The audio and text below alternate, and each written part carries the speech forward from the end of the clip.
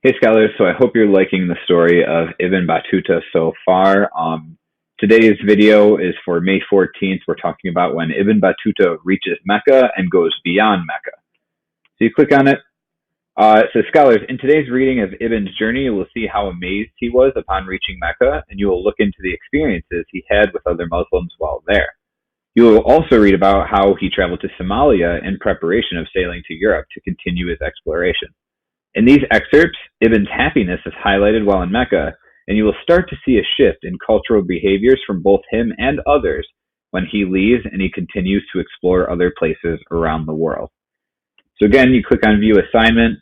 We already read that. You're going to open up this document. And very important, again, make sure you click on these three dots, open it in a new window, otherwise your comments won't load. So it says, scholars, as Ibn Battuta drew closer to Mecca, his connection to Islam grew stronger as well. In his writings, he describes the city of Mecca and the people as being remarkable or really special. Ibn became overflowed with joy as he was able to connect to his religion by interacting with other Muslims and by participating in further rituals. While you are reading about Mecca, be sure to look into how beautiful he describes the city as and how amazing his interactions with the people were. Many Muslims today share similar experiences when they go on their own pilgrimages to Mecca. So Mecca is still a very special place to Muslims today. So it says, then Ibn moved past Mecca into Somalia. During that part of the journey, Ibn had to travel by boat, but had different experiences in general.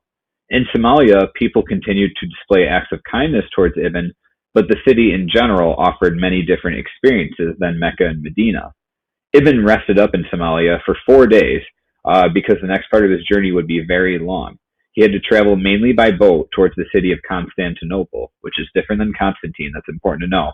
And this is where he would first venture really into Europe and experience new cultures outside of Africa and the Middle East, which is where he'd been so far. So it says, your task, read the excerpts below about what Ibn Battuta experienced in Mecca and how Somalia was similar and different. Answer the attached questions I have provided for you in the comments. Be sure to press reply in the blue button. And as you're working, make some predictions of how you think Europe will be different compared to Africa and the Middle East. So remember, Europe, be thinking like Rome, Greece, and places like that. How is that going to be different than Mecca? How is that going to be different than Somalia based on what we read? Okay, so we have 5 questions today. First one, question number 1, what are 2 details showing that the people of Mecca were kind to others?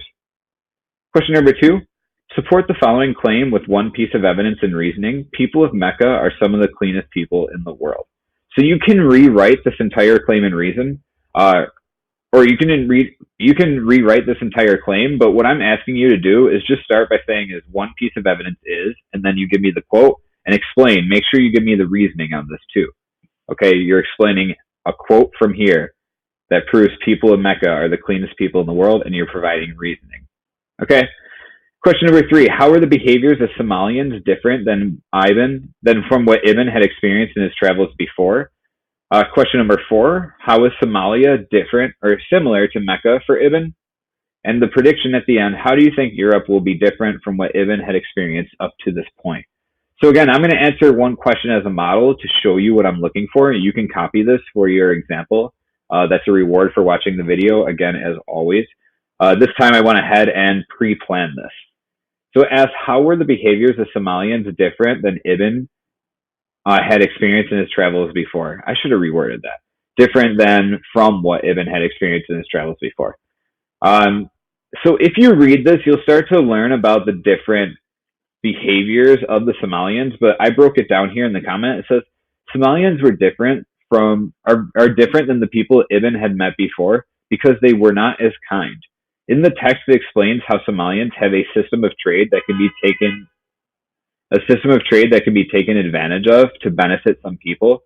This evidence proves that Somalians are less kind than other people Ibn had met before, because prior to this, he had been receiving gifts rather than being taken advantage of.